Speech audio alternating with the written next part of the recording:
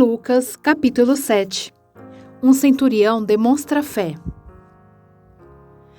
Tendo terminado de dizer tudo isso ao povo, Jesus entrou em Cafarnaum. Ali estava o servo de um centurião, doente e quase à morte, a quem seu senhor estimava muito.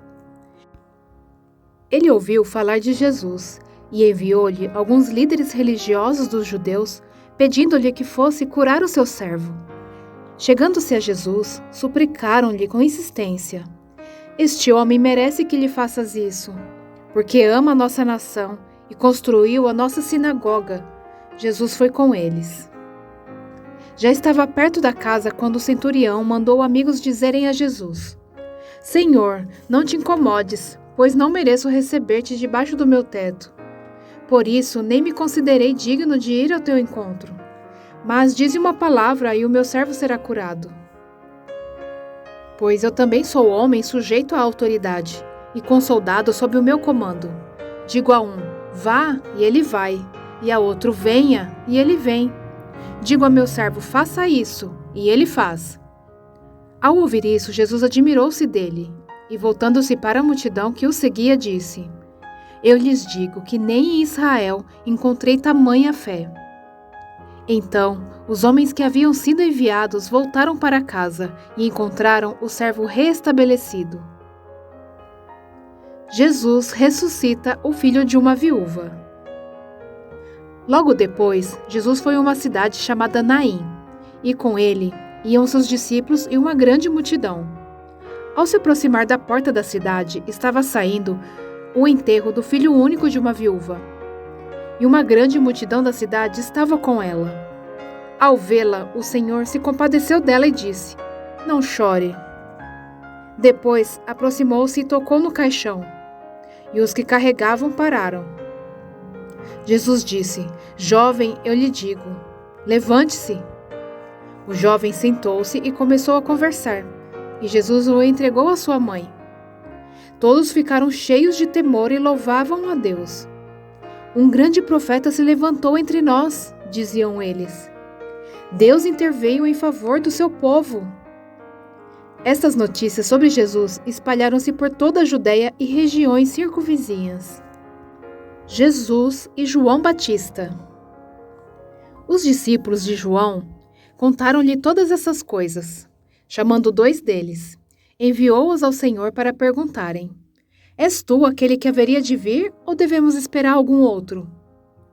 Dirigindo-se a Jesus, aqueles homens disseram: "João Batista nos enviou para te perguntarmos: és tu aquele que haverá de vir, ou devemos esperar algum outro?"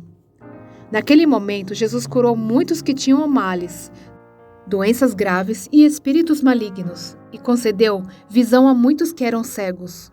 Então ele respondeu aos mensageiros: "Voltem e anunciem a João o que vocês viram e ouviram.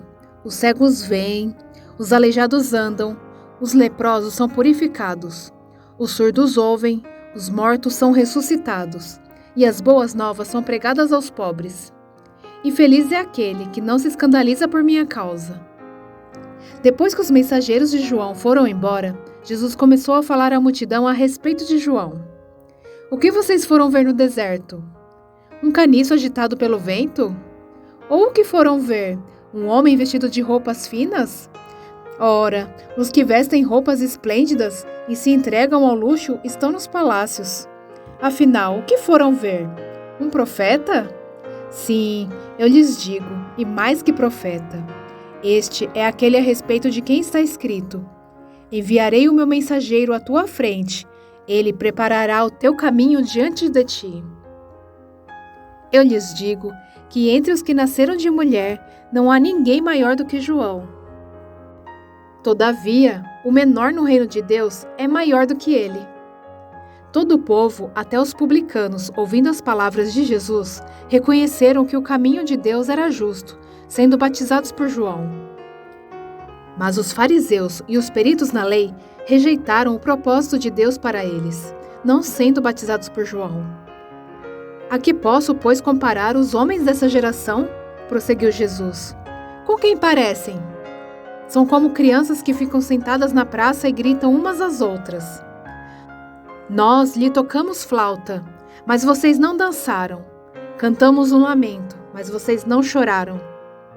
Pois veio João Batista que jejua e não bebe vinho, e vocês dizem, ele tem demônio.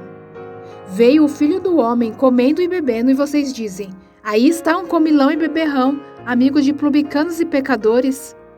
Mas a sabedoria é comprovada por todos os seus discípulos. Jesus é ungido por uma pecadora. Convidado por um dos fariseus para jantar, Jesus foi à casa dele e reclinou-se à mesa. Ao saber que Jesus estava comendo na casa do fariseu, certa mulher daquela cidade, uma pecadora, trouxe um frasco de alabastro com perfume e se colocou atrás de Jesus a seus pés. Chorando, começou a molhar-lhe os pés com as suas lágrimas. Depois os enxugou com seus cabelos, beijou-os e o ungiu com o perfume. Ao ver isso, o fariseu que o havia convidado disse a si mesmo, se este homem fosse profeta, saberia que nele está tocando e que tipo de mulher ela é, uma pecadora. Então lhe disse Jesus, Simão, tenho algo a lhe dizer. Dize, mestre, disse ele. 2 homens deviam a certo credor. Um lhe devia 500 denários e o outro 50. Nenhum dos dois tinha com que lhe pagar, por isso perdoou a dívida a ambos. Qual deles o amará mais? Simão respondeu, suponho que aquele a quem foi perdoada a dívida maior. Você julgou bem, disse Jesus. Em seguida, virou-se para a mulher e disse a Simão, vê esta mulher? Entrei em sua casa, mas você não me deu água para lavar os pés. Ela, porém, molhou os meus pés com as suas lágrimas e os enxugou com seus cabelos. Você não me saudou com um beijo, mas esta mulher, desde que eu entrei aqui, não parou de beijar os meus pés. Você não ungiu a minha cabeça com óleo, mas ela derramou perfume nos meus pés. Portanto, eu lhe digo, os muitos pecados dela lhe foram perdoados, pois ela amou muito. Mas aquele a quem pouco foi perdoado, pouco ama. Então Jesus disse a ela, seus pecados estão perdoados. Os outros convidados começaram a perguntar, quem é este que até perdoa pecados? Jesus disse à mulher, sua fé a salvou. Vá em paz.